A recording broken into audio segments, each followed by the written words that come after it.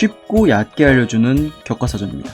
지난 시간 현 입식 타격 최강에 이어 경량급 최강은 누구인지 알아보겠다 했는데 사실 경량급에서 최강을 정하는 건 보통 어려운 일이 아닙니다. MMA 경량급 최강이 누구냐라고 물어본다면 하빕 두 글자로 어느 정도 정리가 되긴 합니다만, 그러나 경량급 입식 시장의 사정은 조금 더 복잡해집니다. 우리가 알고 싶은 건 케이온 맥스의 인기가 하늘을 찌르던 시절 상징적인 최강자였던 패왕 뿌아까오의 다음 인물, 즉 현 경량급 입식 최강입니다. MMA는 UFC라는 세계 최고의 무대가 딱 정해져 있고 중량급 입식 무대는 글로리가 가장 큰 입식 무대가 맞긴 합니다만 그건 중량급에 한해서이고 경량급은 어림도 없지. 아시아에서 시작하여 야금야금 세계화하고 있는 원FC의 입식 무대도 한 글로벌 하는 데다 중국 특유의 자본이 넘실대는 쿤룬을 빼어놓을 수 있는 것도 아닙니다. 거기다 망해서 사라진 줄 알았던 K1은 체급을 세분화하며 산소호흡기를 달아놓은 채 명맥을 겨우 유지하고 있습니다. 또 경량급 입식 무대에서 빠지지 말아야 할 무대도 있습니다. 경량급 입식 타격에서 지옥의 경쟁력을 보여주는 낙무아이들의 산지 직송, 아니 태국 무에타이 무대들도 감히 빼놓을 수는 없습니다. 그래서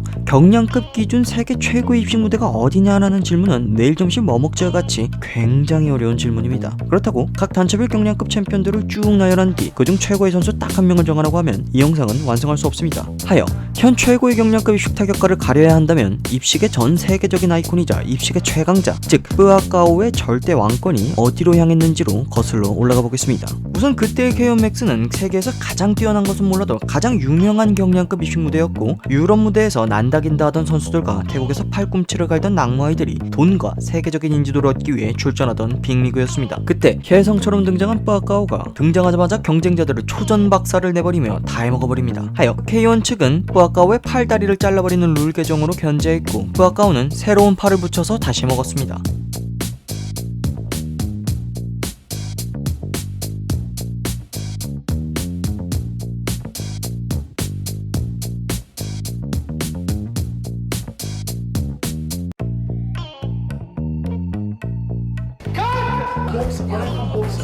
그럼에도 뿌아까오 격투기 인생 최대의 난적 K1 판정단의 고배를 마시기 일수.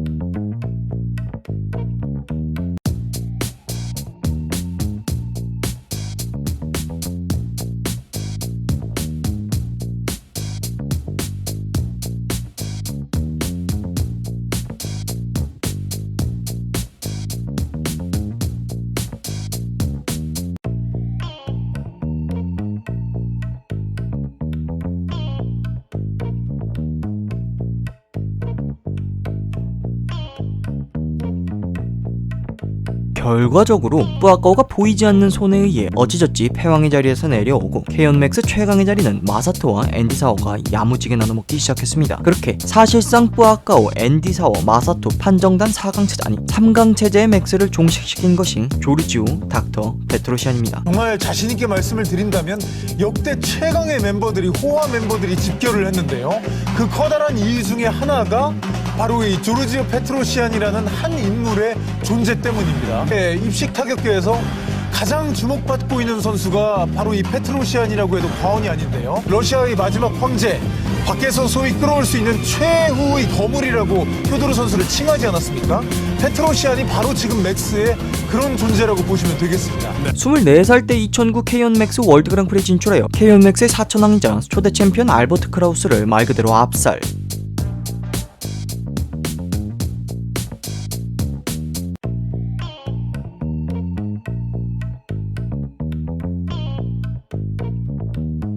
결승전에선 최고의 킥복서 중 한 명인 그 앤디 사워를 상대로 모든 부분에서 서열 정리해버립니다.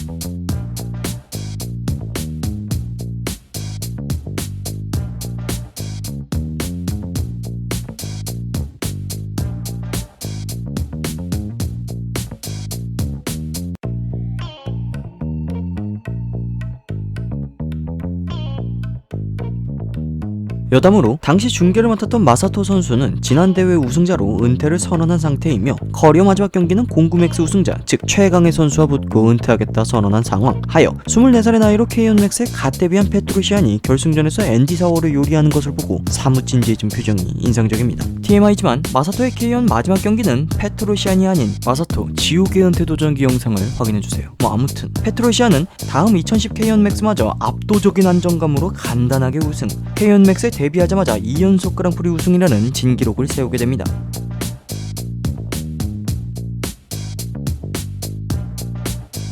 그렇게 20대 초중반이었던 페트로시안은 자국 무대는 이미 초토화시켜 놓은 상태이고 킥복서의 무덤인 태국 무대에서도 낙무 아이들과 훌륭한 경쟁력을 보여준 상황.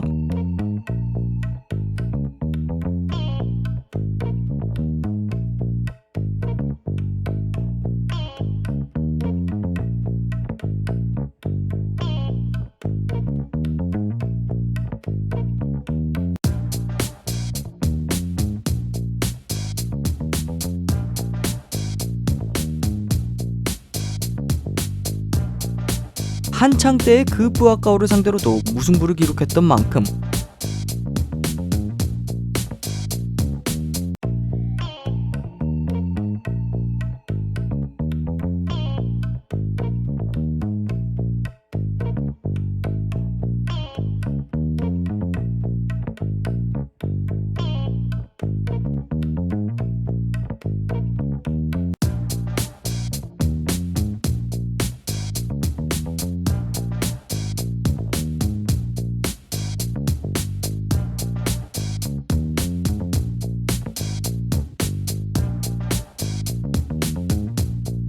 당대 K1 맥스의 우승자들을 상대로 새로운 입식 최강이라는 것에 대부분이 증명이 되어 있는 상황이었습니다. 하지만 그것은 언 십수년 전. 그래서 아직도 최강이냐고 물어본다면 아니라고는 못합니다. 2007년부터 2021년인 지금까지 단 1패만 기록했을 뿐 커리어 통산 104승 2패 2무를 기록 중인 조르지오 페트로시안입니다. 어떤 상대를 만나도 그 상대보다 반드시 뛰어난 부분이 있지만 그렇다고 모자란 부분이 없습니다. 단점이 없는 것이 장점이며 약점이 없는 것이 그의 가장 큰 강점입니다. 사이즈가 탁월한 것이 아닌데도 세미슐츠처럼 세미슐츠해버리는 느낌이고 어네스트 호스트가 어떤 상대가 와도 호스트해버리는 느낌적인 느낌.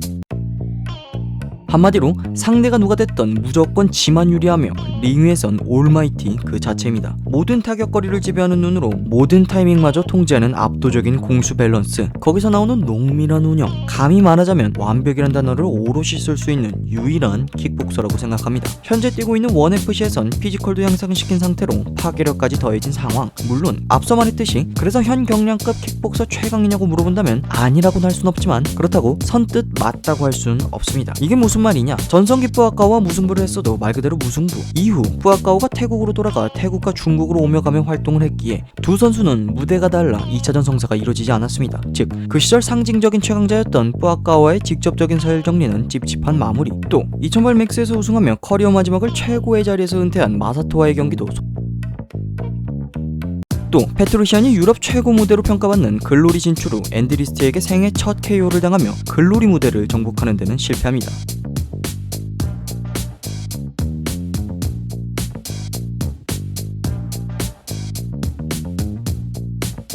그렇다고 앤드리스티는 글로리를 정복했느냐? 어림도 없지. 페트로시안에게 전패당한 데빗 키리아에게 패배.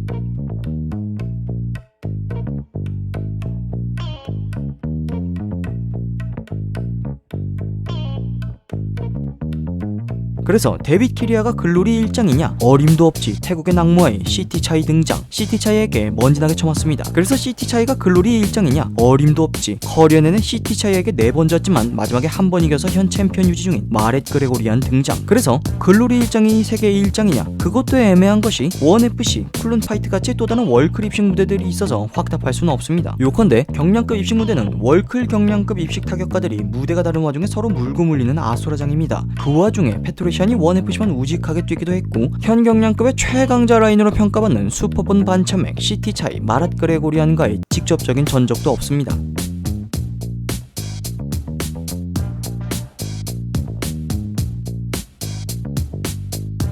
하여 역대 최고의 경량급 킥복서가 페트로시안인 것을 부정하긴 어렵지만 현재 경량급 최강의 킥복서가 페트로시안이냐고 물어본다면 85년생이란 적지 않은 나이로 현재 떠오르는 랭커들과의 경쟁 데이터가 없기에 다소 태클의 여지는 존재합니다. 실제로 컴뱃 프레스 기준 현 경량급 킥복싱 통합 랭킹 1위가 현 마이너스 70kg급 글로리 챔피언인 마랏 그레고리안이며 페트로시안은 통합 랭킹 2위에 해당합니다. 결론, 역대 최고의 경량급 킥복서는 페트로시안이 맞다. 하지만 2021년 기준 현 최고의 킥복서는 페트로시안이 아닐 수도 있다로 정리할 수 있습니다. 끝이 조금 찝찝하지만 현 경량급 입식 무대는 카오스 그 자체이기에 저 혼자선 교통정리가 다소 어렵습니다. 양해 부탁드리며 현 경량급 최강의 킥복서에 대한 여러분들의 생각과 견해를 댓글로 자유롭게 나눠주시길 바랍니다. 그만 알아봅시다.